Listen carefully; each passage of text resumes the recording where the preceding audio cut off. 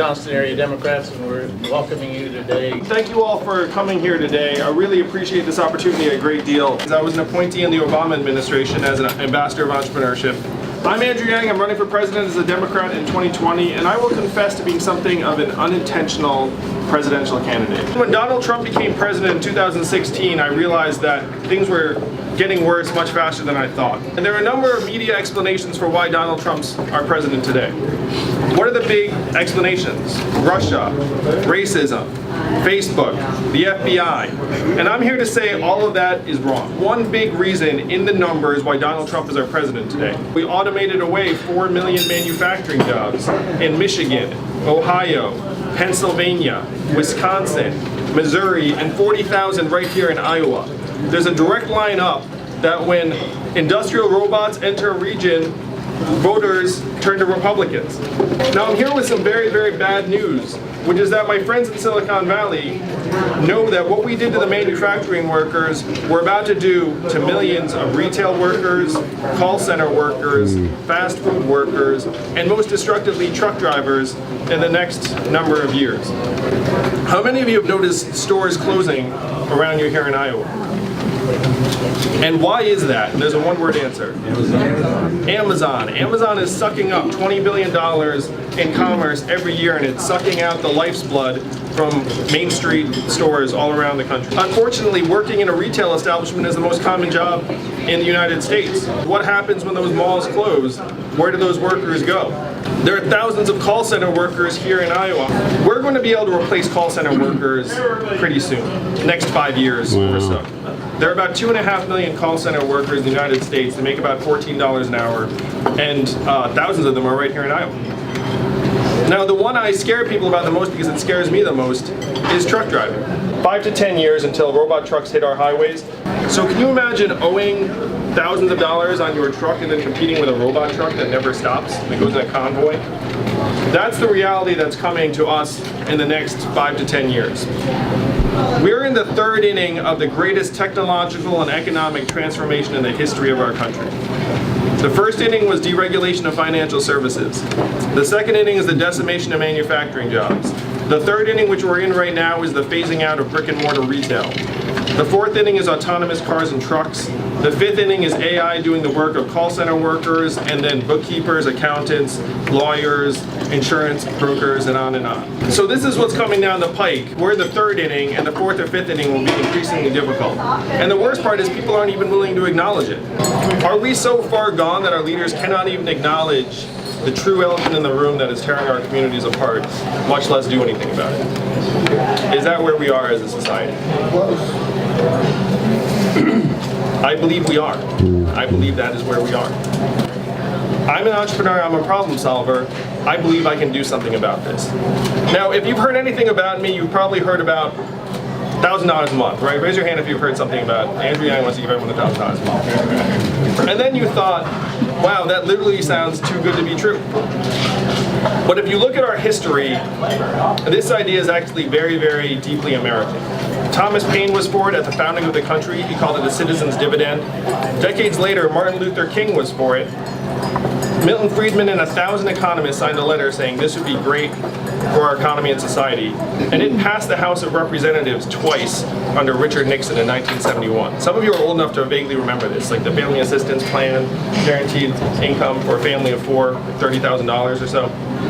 And then 11 years later, it actually became law in one state, where in one state in this country, everyone there gets between $1,000 and $2,000 a year. And what state is that? Alaska. And how does Alaska fund it?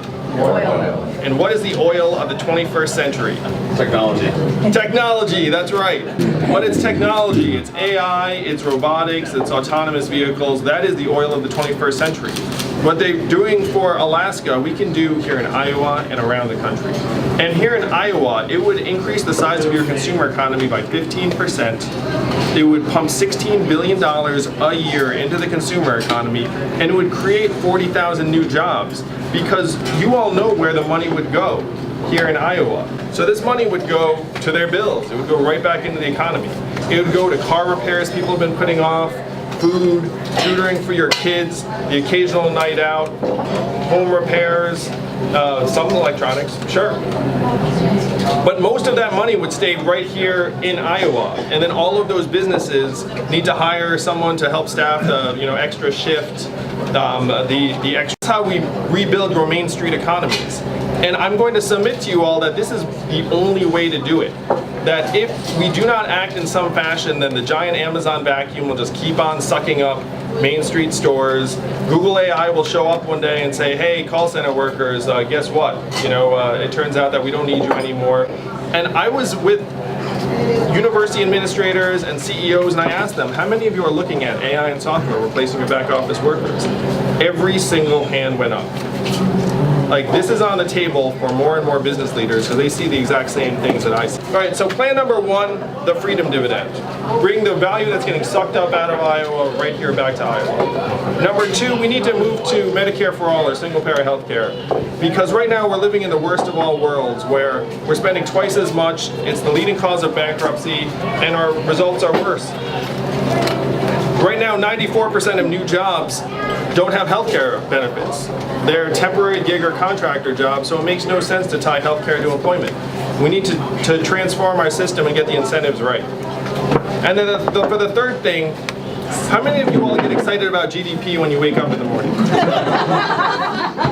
So we need to transform the way we measure economic progress from GDP to things that would be meaningful to us. With robot trucks are going to be great for GDP, but they're going to be very, very bad for the 3.5 million people who drive a truck for a living. They're going to be very, very bad for the 5 million Americans who work at Iowa 80 and truck stops and hotels and diners across the country waiting for the truckers to stop. And so if we follow GDP, we're going to follow it off a cliff. We need to have measurements that actually correspond to how we are doing. That's the purpose of the economy, is it not? The purpose of the economy should be to improve our lives. And so, how would we measure an economy that actually works for us? Happiness, mental health and freedom from substance abuse, life expectancy and health, childhood success rates, average income and affordability, environmental quality, clean air and water, proportion of elderly who can retire in quality circumstances. We have measurements for all of these things, and we can build them into the new American scorecard, which is what I'm calling the next version of GDP. So number one is the freedom dividend. Number two is Medicare for all, and number three is an update to GDP. I have 77 other policy proposals on my website. The Iowa Democratic Party called it the most detailed policy platform they had ever seen at this stage of the campaign. We have to move forward because the opposite of Donald Trump is an Asian man who likes math.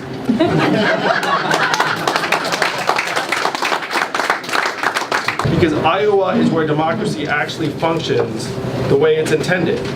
And Iowans know it. They know that if they get behind a new vision, that they can make that vision real very, very quickly. It's a unique responsibility, it's an awesome power. But that's why I love being here, because here, you all know you can make a difference. And I'm going to say the future of this country does rest in your hands. And I know that you'll use that power wisely.